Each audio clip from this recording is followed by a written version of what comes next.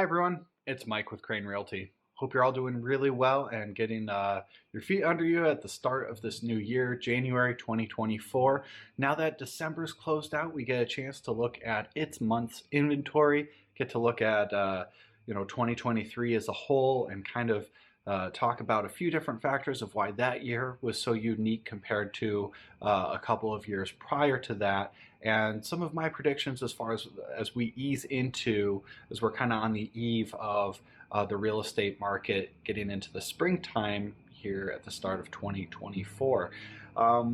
December closed out kind of as we anticipated. I was expecting that it was going to be very low, and frankly, even for the last couple of months, October, November, December.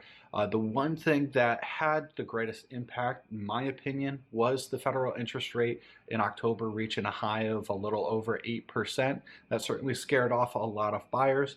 It had another impact with regard to sellers. A lot of buyers won't think about it like this, but sellers a lot of times happen to be buyers as well. So if it's not the right time for them, similar to buyers kind of bailing out, they're not going to transition either. So if they had that starter home for the last 5 years and looking to, maybe their family size grew or whatever, and they need a larger space, they're not going to make that transition with the 8%, similar to buyers not wanting to do that for a starter home. So it just has this real trickle down effect, and a lot of people are kind of pushing that off and saying, hey, it's not really the right time for me. How that has an impact for inventory: less inventory means less homes on the market. Again, basic economics: if you decrease the supply of something, the demand, the price, those are going to increase, or at least the price is going to increase if the demand is still there, and it still is. We haven't seen those crazy 15, 20 offers, maybe in a few hotbed locations, but that really has dwindled down quite a bit. Fortunately, we're starting to see things get back to, if we could ever call anything normal over the last 5 years, but something that's a little bit more normal: a handful of offers getting onto a property for your average, just run-of-the-mill type of property out in the country or something like that. Not necessarily something, again, a little bit more of a hotbed property. You're going to expect a little bit more different activity.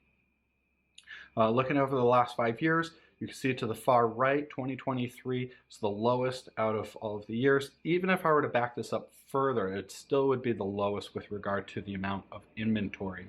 I believe I did the numbers juxtaposed to the previous year, 2022, which you could see from this chart is still the lowest, or second to lowest. We're roughly 15% difference with regard to 2022 to 2023, let alone compared to what we saw in the transition of 2019. We look like we're missing a good third there, because we weren't even, we were missing a third there because we were barely able to scratch the surface of 200. We didn't make it, and 2019 got over 300. So not looking too great. Here's the numbers with regard to inventory. Out of the 60 months that you can see right here, the month of December that we just experienced had the lowest amount of inventory that was available. This is looking at Ontario County specifically, because that's where we're based out of, but the surrounding counties will echo a very similar kind of trend. It's just visually a little easier to take in this way. My predictions, I've mentioned it on one or two other videos. As we ease into the 2024, it's an election year. Typically the political powers that be tend to operate those levers a little bit differently and try to make things appear a little bit nicer. So maybe we can see a little loosening around the belt when it comes to the financial or the federal interest rate. If it does happen to, I think right now you're starting to see interest rates around 6 and 7. I think if it can really kind of secure its place in the 5% interest rate, we will see a real uptick with regard to more inventory and more buyers, and it might get more competitive. Probably not competitive in the way that 2021, 2022 was, but things will pick up a little bit, which would be exciting to see. So not too much information as far as what we can expect for getting into the springtime. I'm not sure when the spring market is gonna take place. In the previous years, I remember 2021, 2022, the spring market felt like it hit February, where a burst of an influx of new listings and buyers' aggressiveness was really taking place, and it was starting just that early. In the previous years, it was really March and April.